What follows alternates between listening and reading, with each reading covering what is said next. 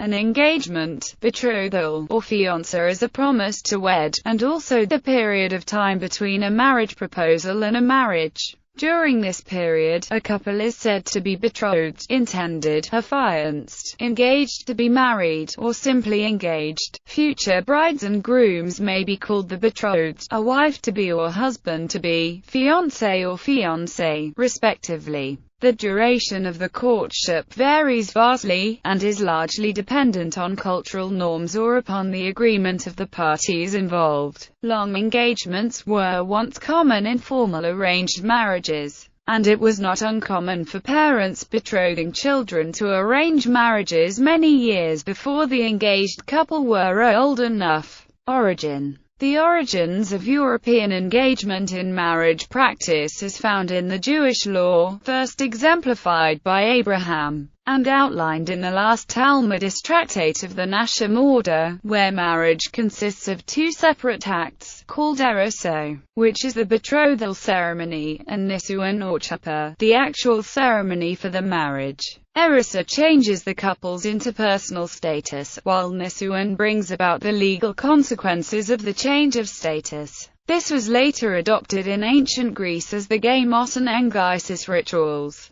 Although unlike in Judaism the contract made in front of witness was only verbal, the giving of a ring was eventually borrowed from Judaism by Roman marriage law, with the fiancé presenting it after swearing the oath of marriage intent, and presenting of the gifts at the engagement party. Betrothal. Betrothal is a formal state of engagement to be married. In Jewish weddings during Talmudist times, the two ceremonies of betrothal and wedding usually took place up to a year apart. The bride lived with her parents until the actual marriage ceremony, which would take place in a room or tent that the groom had set up for her. Since the Middle Ages, the two ceremonies have taken place as a combined ceremony performed in public. The betrothal is now generally part of the Jewish wedding ceremony, accomplished when the groom gives the bride the ring or another object of at least nominal value. As mentioned above, betrothal in Judaism is separate from engagement. Breaking a betrothal requires a formal divorce, and violation of betrothal is considered adultery.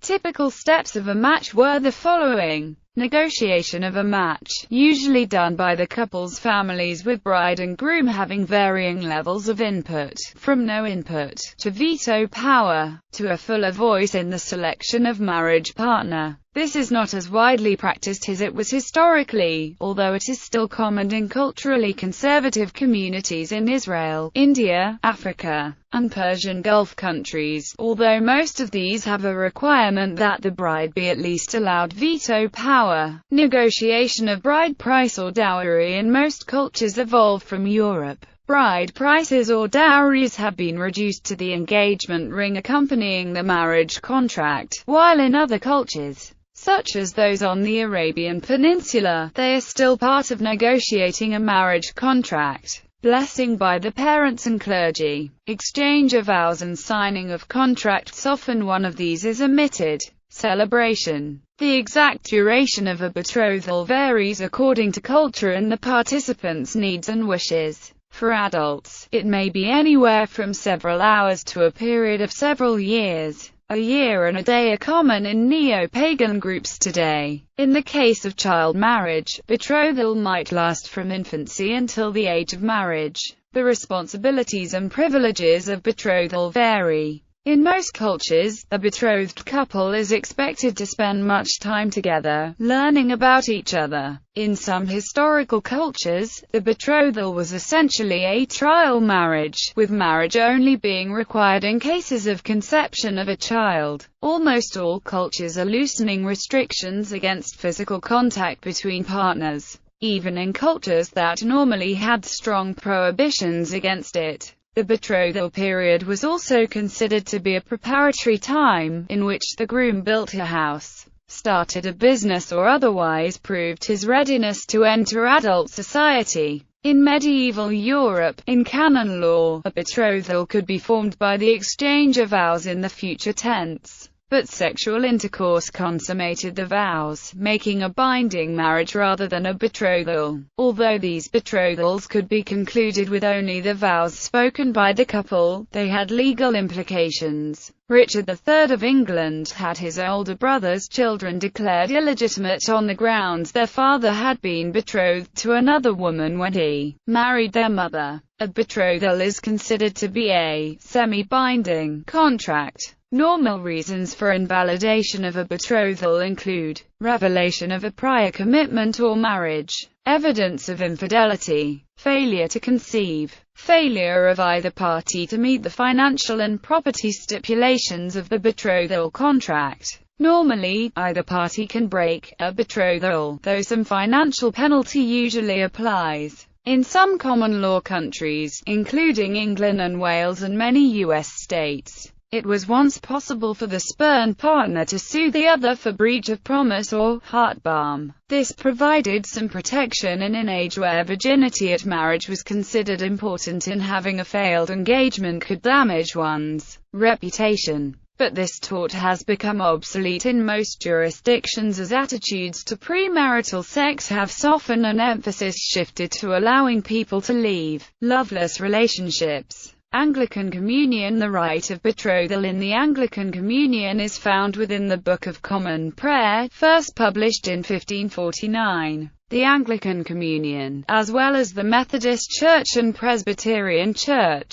has questions and responses for family members in its rite of betrothal. Orthodox Church. In the Eastern Orthodox and Oriental Orthodox churches, the rite of betrothal is traditionally performed in the narthex of the church, to indicate the couple's first entrance into the married estate. The priest blesses the couple, and gives them lit candles to hold. Then, after a litany, and a prayer at which everyone bows, he places the bride's ring on the ring finger of the groom's right hand, and the groom's ring on the bride's finger. The rings are then exchanged 3 times, either by the priest or by the best man, after which the priest says a final prayer. Originally, the betrothal service would take place at the time the engagement was announced. In recent times, however, it tends to be performed immediately before the wedding ceremony itself. The exchange of rings is not a part of the wedding service in the Eastern churches, but only occurs at the betrothal. Traditionally, the groom's ring is gold and the bride's ring is silver. Roman Catholic Church. Historically, betrothal in Roman Catholicism was a formal contract considered as binding as marriage, and a divorce was necessary to terminate a betrothal. Betrothed couples were regarded legally as husband and wife, even before their wedding and physical union. The concept of an official engagement period in Western European culture may have begun in 1215 at the Fourth Lateran Council, headed by Pope Innocent III, which decreed that marriages are to be announced publicly in the churches by the priests during a suitable and fixed time, so that if legitimate impediments exist, they may be made known. Such a formal church announcement of the intent to marry is known as bans. In some jurisdictions, reading the bans may be part of one type of legal marriage. Engagement rings. Customs for engagement rings vary according to time, place, and culture. An engagement ring has historically been uncommon, and when such a gift was given, it was separate from the wedding ring. The tradition of giving a ring for marriage engagement originated from Judaism. That was originally a golden nose ring given by Eliezer of Damascus to Rebekah, with Saadia Gaon also citing as a possible source of the practice in the phrase in Nehemiah chapter 7 verse 46, Bini Tabeot. The latter case refers to betrothal rather than engagement. One of the 3 ways in which betrothal may be accomplished in Judaism is by the husband giving the bride money or an object of at least nominal value. In fact, it is a long-standing practice within Judaism to contract the betrothal with a ring. Romantic rings from the time of the Roman Empire sometimes bore clasped hands symbolizing contract, from which the later Celtic cladis symbol may have evolved as a symbol of love and commitment between 2 people. Romans believed the circle was a bond between the 2 people who were to be married and signified eternity. but was first practiced on the fourth finger, ring finger, by the Romans, who believed this finger to be the beginning of the vena amoris, the vein that leads to the heart. In cultures with European origin, and many other countries, an engagement ring is worn following the practice of the Romans, who wore the ring either on the right middle finger or the left ring, fourth finger, from which, according to ancient Egyptian physicians, a nerve led directly to the heart. The custom in continental Europe and other countries is to wear it on the right hand. One historical exception arose in monarchical regimes, in which a nobleman entering into morganatic marriage, a marriage in which the person, usually the woman, of lower rank stayed at the same rank instead of rising ranks, would present their left hand to receive the ring. Hence the alternative term, marriage with the left hand. The offspring of such marriage is considered to be disinherited from birth. The modern Western form of the practice of giving or exchanging engagement rings is traditionally thought to have begun in 1477 when Maximilian I, Holy Roman Emperor, gave Mary of Burgundy a diamond ring as an engagement present. In other countries like Argentina, men and women each wear a ring similar to wedding bands. They are made of silver when manifesting an informal, boyfriend-girlfriend, relationship, though this first step might not always happen, howbeit depending on finances, this may be the only ring given at all. The gold band is given to the bride when the commitment is formal, and the optional diamond ring is reserved for the wedding ceremony when the groom gives it to the bride. The gold band that the groom wore during the engagement, or a new one, as some men choose not to wear them during engagement, is then given to the groom by the bride, and the bride receives both the original gold band and the new diamond at the ceremony. The bride's diamond ring is worn on top of the engagement band at the wedding and thereafter, especially at formal occasions or parties. Otherwise, the engagement band suffices for daily wear for both parties. At the wedding, the rings are swapped from the right to the left hand. In Brazil, they are always made of gold, and there is no tradition for the engagement ring. Both men and women wear the wedding band on their right hand while engaged, and, after they marry, they shift the rings to their left hands. In Nordic countries such as Finland and Norway, both men and women wear an engagement ring. In the modern era, some women's wedding rings are made into two separate pieces. One part is given to her to wear as an engagement ring when she accepts the marriage proposal, and the other during the wedding ceremony. When worn together, the two rings look like one piece of jewelry. Engagement parties. Some engagements are announced at an engagement party, traditionally hosted by the bride's parents. These parties are given in the family's usual style of entertainment.